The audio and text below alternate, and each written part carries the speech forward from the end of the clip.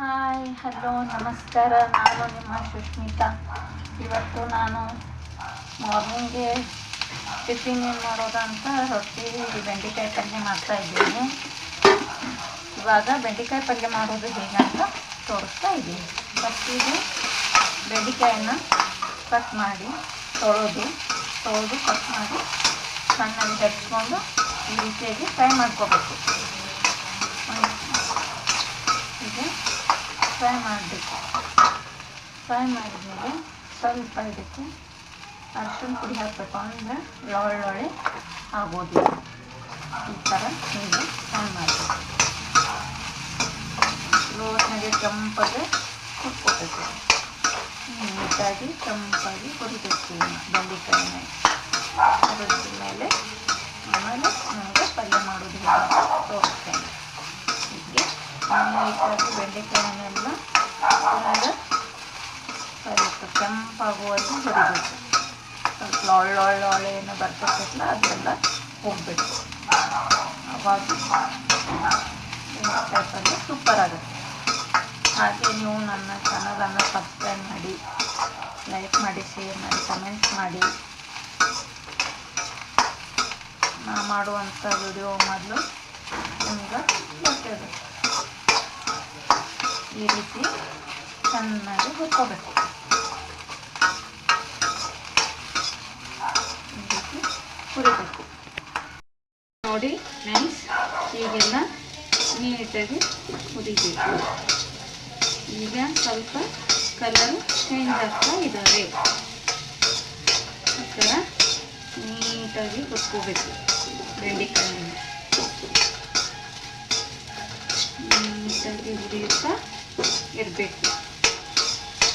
ಹೀಗೆ ಕಾಣಿಸ್ತಾ ಇದೆಯಲ್ವ? ಹೀಗೆ ಕೈ ಬಿಟ್ಟರೆ ಒತ್ತೋಗ್ತದೆ. ಸ್ವಲ್ಪ ನೋಡಿ ಹಾಗೆ ಈ ಥರ ಹುರಿತಾ ಇರಬೇಕು. ಈಗ ಬೆಂಡೆಕಾಯಿ ಪಲ್ಯ ಮಾಡೋ ವಿಧಾನ ನೋಡೋಣ. ಸೈಡಿಗಿಟ್ಟು ಈಗ ಒಂದು ಪ್ಯಾನ್ನಲ್ಲಿ ಚೂರು ಎಣ್ಣೆ ಹಾಕಬೇಕು. ಎಣ್ಣೆ ಕಾದ ಮೇಲೆ ಸ್ವಲ್ಪ ಜೀರಿಗೆ, ಸಾಸಿವೆ ಹಾಕಬೇಕು. ಎಣ್ಣೆ ಕಾದ ತಕ್ಷಣ ಜೀರಿಗೆ, ಸಾಸಿವೆ ಹಾಕಬೇಕು. ಹಾಕಿದ ಮೇಲೆ ಎಣ್ಣೆ ಸ್ವಲ್ಪ ಕಾದ್ಮೇಲೆ ಜೀರಿಗೆ, ಸಾಸಿವೆ ಎಲ್ಲ ಚಟ್ಪಟ್ ಅಂದಮೇಲೆ ಉಳ್ಳಾಗಡ್ಡಿ, ಟೊಮೆಟೊ, ಆಮೇಲೆ ಕೊತ್ತಂಬರಿ ನಾನು ಈ ರೀತಿ ಹೆಚ್ಚಿ ಇಟ್ಕೊಂಡಿದ್ದೇನೆ. ಸ್ವಲ್ಪ ಇದು ಚಟ್ಪಟ ಅನ್ನಲಿ, ಆಮೇಲೆ ಉಳ್ಳಾಗಡ್ಡಿಯನ್ನು ಹಾಕೋಣ.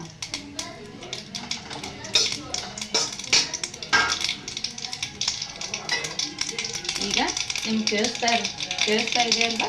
ಈ ರೀತಿ ಜೀರಿಗೆ, ಸಾಸಿವೆ ಚಟಪಟ ಅಂದಮೇಲೆ ಇದಕ್ಕೆ ನಾವು ಈಗ ಜೀರಿಗೆ, ಸಾಸಿವೆ ಚಟ್ಪಟ ಅಂದಿದೆಯಲ್ವ, ಈಗ ಉಳ್ಳಾಗಡ್ಡಿ ಹಾಕೊಳ್ಳೋಣ.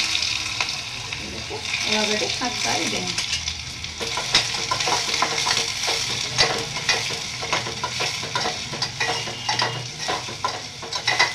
ಉಳ್ಳಾಗಡ್ಡಿ ಸ್ವಲ್ಪ ಕೆಂಪಾಗೋವರೆಗೂ ಬಿಡಬೇಕು. ಅಂದರೆ ಅದ್ರದ್ದು ಟೇಸ್ಟ ಬೇರೆ. ಅದಂದರೆ ಹಸಿ ವಾಸನೆ ಹೋಗೋವರೆಗೂ ಸ್ವಲ್ಪ ಫ್ರೈ ಮಾಡ್ತಾ ಇರಬೇಕು.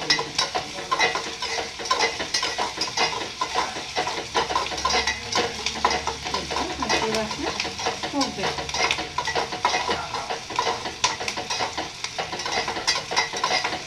ಹಸಿ ವಾಸನೆ ಹೋಗೋ ತನಕ ಸ್ವಲ್ಪ ಫ್ರೈ ಮಾಡ್ತಾ ಇರಬೇಕು.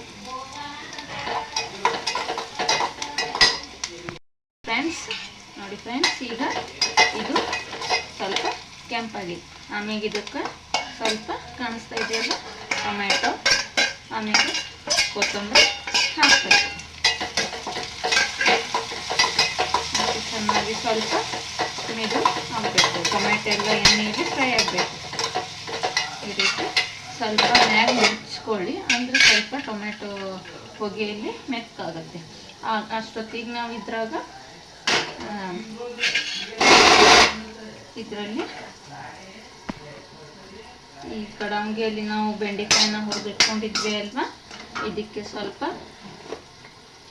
ಈಗ ನೋಡಿ ಫ್ರೆಂಡ್ಸ್, ಇದರಲ್ಲಿ ಸ್ವಲ್ಪ ಅರಿಶಿನ ಪುಡಿ ನಾವು ಅಲ್ಲಿ ಎಣ್ಣೆಯಲ್ಲಿ ಹಾಕೋದಿಲ್ವ, ಹೀಗೆ ಮಾಡೋದು ನಾವು ಬೆಂಡೆಕಾಯಿ. ನಮ್ಮದು ರೀತಿ ಮಾಡಿ ನೋಡಿ ಒಂದ್ಸಲ ಹೇಗೆ ಆಗುತ್ತೆ ಅಂತೇಳಿ.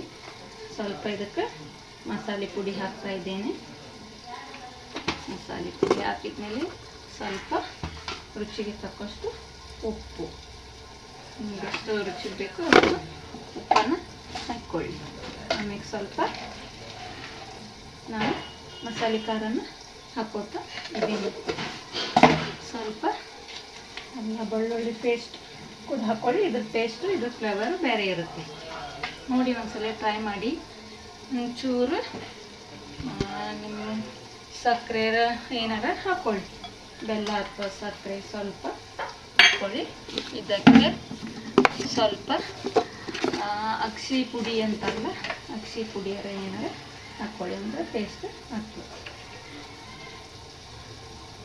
ಇಷ್ಟೆಲ್ಲ ಹಾಕಿದ್ಮೇಲೆ ಇದನ್ನು ಸ್ವಲ್ಪ ಈ ರೀತಿ ಹೀಗೆ ಮಾಡಿಬಿಟ್ಟು ಈಗ ಇದನ್ನು ನೋಡೋಣ ಫ್ರೈ ಆಗಿದೆ ಅಂತ ನೋಡೋಣ. ಇದು ಫ್ರೈ ಆಗಿದೆ. ಈಗ ನಿಮಗೆ ಈ ಕಡಂಗಿಯಲ್ಲಿ ಹುರಿದಿಟ್ಟಂಥ ಆಮೇಲೆ ಎಲ್ಲ ಮಸಾಲೆ ಹಾಕಿರುವಂಥ ಇವು ಬೆಂಡೆಕಾಯನ್ನು ಇದರಲ್ಲಿ ಸರ್ವ್ ಮಾಡೋಣ. ಇದರಲ್ಲಿ ಹಾಕೋಣ. ಈ ರೀತಿ ಒಮ್ಮೆ ಮಾಡಿ ನೋಡಿ, ಆಮೇಲೆ ನನ್ನ ಕಮೆಂಟ್ನಲ್ಲಿ ತಿಳಿಸಿ. ಈಗ ಏನಿದೆ ಇದಕ್ಕೆ ಬೆಂಡೆಕಾಯಿ ಪಲ್ಯಕ್ಕೆ ನೀರಂತೂ ಹಿಡಿಯೋದಿಲ್ಲ. ಹೀಗೆ ಸ್ವಲ್ಪ ಮೇಲೆ ಕೆಳಗೆ ಮಾಡಬೇಕು. ಈಗ ಮೇಲೆ ಕೆಳಗೆ ಮಾಡಿ ಸ್ವಲ್ಪ ಒಂಚೂರು ಇವು ಸ್ವಲ್ಪ ಒಣಗ್ದಂಗೆ ಏನಾದ್ರು ಹಂಗಾಗಿರ್ತೈತಲ್ವ, ಆವಾಗ ಸ್ವಲ್ಪ ಸ್ವಲ್ಪ ನೀರು ಹಾಕ್ಕೊಳ್ಳಿ ಫ್ರೆಂಡ್ಸ್. ಸ್ವಲ್ಪ ನೀರನ್ನು ಹಾಕಿ ಆಮೇಲೆ ಸ್ವಲ್ಪ ಹೀಗೆ ನಾನು ಮಾಡ್ತಾ ಇದ್ದೀನಲ್ವ, ಹೀಗೆ ಮಾಡಿ ಸ್ವಲ್ಪ ನೀರು ಹಾಕ್ಕೊಳ್ಳಿ. ಅಂದ್ರೆ ಸ್ವಲ್ಪ ಒಣಗ್ದಂಗಾಗಿತ್ತಂದ್ರೆ ಸ್ವಲ್ಪ ರಸ ಏನೋ ಆಗ್ತದೆ. ಇದಕ್ಕೆ ಪ್ಯಾನಲ್ಲಿ ತೋರಿಸಿದ್ನಲ್ವ, ಅದರಲ್ಲಿ ಸ್ವಲ್ಪ ನೀರು ಹಾಕಿಬಿಟ್ಟು ಇದಕ್ಕೆ ಸರ್ವ್ ನಡೆಯುತ್ತೆ. ನೋಡಿ ಫ್ರೆಂಡ್ಸ್, ಈಗ ಬೆಂಡೆಕಾಯಿ ಪಲ್ಯ ರೆಡಿ ಆಗ್ತಾ ಇದೆ. ನೋಡಿ ಈ ರೀತಿ ಬೆಂಡೆಕಾಯಿ ಪಲ್ಯ ರೆಡಿ ಮಾಡಿದ್ದೇನೆ. ರೊಟ್ಟಿಯಲ್ಲಿ ಬೆಂಡೆಕಾಯಿ ಪಲ್ಯ ಭಾರಿ ಸೂಪರಾಗಿರುತ್ತದೆ. ನೋಡಿ ಫ್ರೆಂಡ್ಸ್, ಕಾಣ್ತಾ ಇದೆಯಲ್ಲ ನನ್ನ ಬೆಂಡೆಕಾಯಿ ಪಲ್ಯ. Thank you friend watching your my YouTube channel. Thank you friends.